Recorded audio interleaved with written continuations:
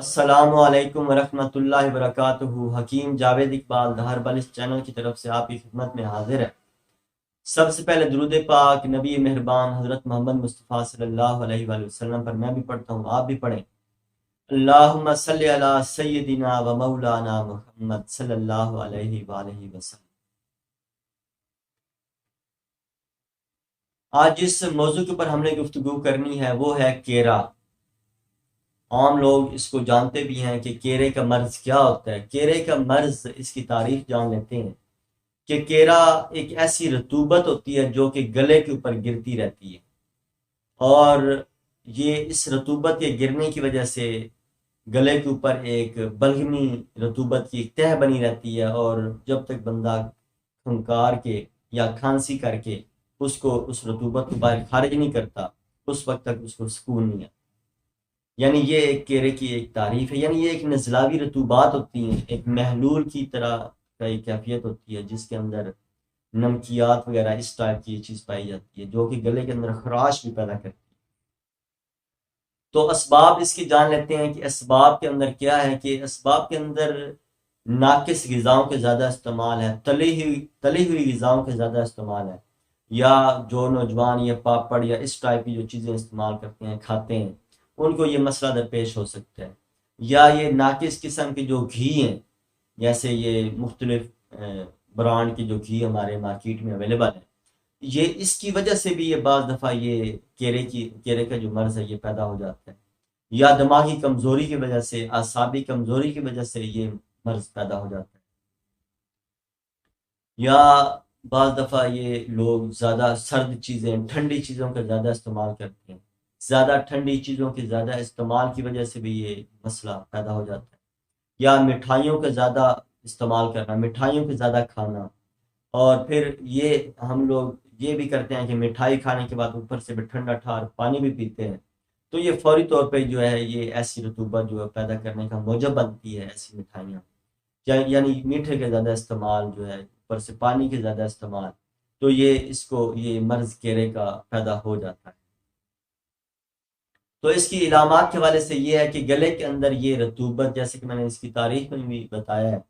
کہ گلے کے اندر یہ ایک رطوبت گرتی رہتی ہے، اور اس رطوبت کی وجہ سے بعض دفعہ گلے بھی متورم ہو جاتے ہیں، ٹونسل متورم ہو جاتے ہیں، اور جب تک آدمی جو ہے وہ پراپر طریقے سے غرارے نہ کرے تو اس کو سکون نہیں آتا، یا وہ کھنگار کے وہ بلغم باہر نہ نکالے اس وقت تک اس کو سکون نہیں آتا۔ اور اس طرح بعض دفعہ یہ اس کیرے کی وجہ سے جو ہے وہ دماغی کمزوری واقع ہو جاتی ہے، اعضائے رئیسہ کمزور ہو جاتے ہیں، اعصابی طور پہ وہ مرد جو، چاہے وہ مرد ہے چاہے وہ خاتون ہے، تو وہ اعصاب بھی اس کے کمزور ہو جاتے ہیں، کیونکہ اعصاب کے اندر بلغمی رطوبات جو ہیں وہ ان کی زیادتی ہو جاتی ہے۔ تو یہ اس کی، جیسا کہ میں نے آپ کو بتایا ہے کہ یہ اس کی علامات تھیں۔ تو اس کے علاج کے حوالے سے میں آپ کو بتاؤں گا کہ اس کے علاج میں آپ نے کیا کرنا ہے، کون سی ایسی غذائیں آپ نے استعمال کرنی ہیں کہ آپ کا یہ مرض، جو کیرے کا جو مرض ہے یہ آپ کا دور ہو جائے۔ سب سے پہلی بات تو یہ ہے کہ آپ نے اس میں ٹھنڈی چیزوں کا استعمال نہیں کرنا ہے۔ اگر ٹھنڈی چیز فرض کریں کھا بھی لیتے ہیں تو ٹھنڈی چیز کھانے کے فوراً بعد آپ نے کوئی بھی گرم چیز نہیں کھانی، یا گرم چیز ایسی کوئی کھاتے ہیں تو گرم چیز کھانے کے بعد آپ نے ٹھنڈا مشروب یا ٹھنڈا پانی وغیرہ بالکل آپ نے نہیں پینا۔ اور اس طرح یہ آپ نے بادی اور ترش جو غذائیں ہیں، کھٹی جو چیزیں جو ہیں، یہ آپ نے ترش، چاہے وہ پھل ہو، چاہے وہ یہ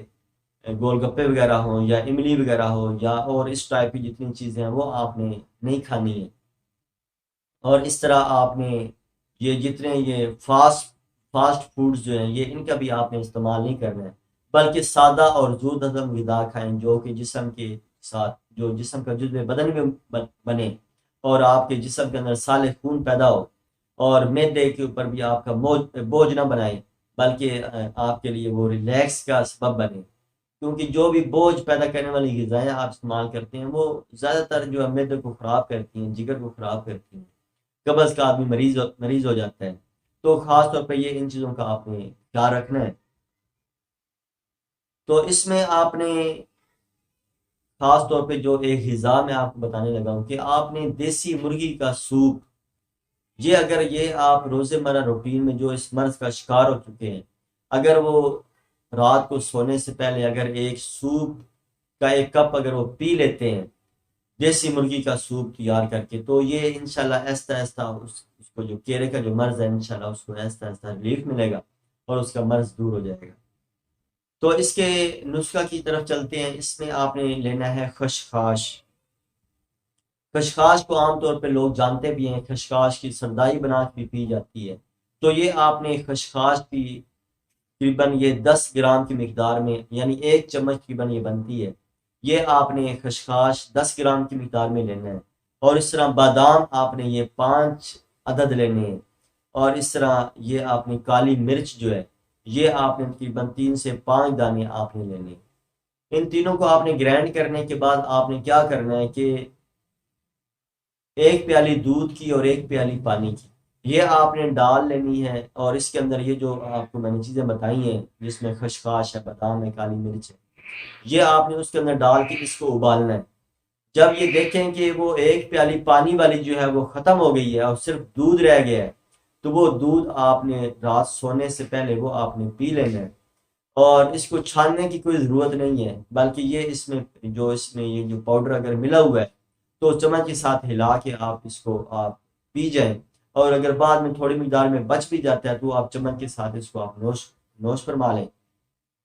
اور یہ آپ نے روزانہ رات کے وقت میں کرنا ہے، اور اس کے بعد آپ نے کوئی اینی ون چیز کھانی پینی نہیں ہے، نہ پانی پینا ہے، نہ کوئی چائے وغیرہ، نہ کوئی اور ایسی چیز آپ نے کھانی ہے۔ تو یہ آپ اگر 10-15 دن 1 مہینہ لگاتار اگر آپ یہ استعمال کرتے ہیں تو انشاءاللہ یہ آہستہ آہستہ جو آپ کی جو کیڑے کے جو مسئلہ ہے یہ انشاءاللہ آہستہ آہستہ ٹھیک ہو جائے گا۔ اللہ تعالیٰ میرا،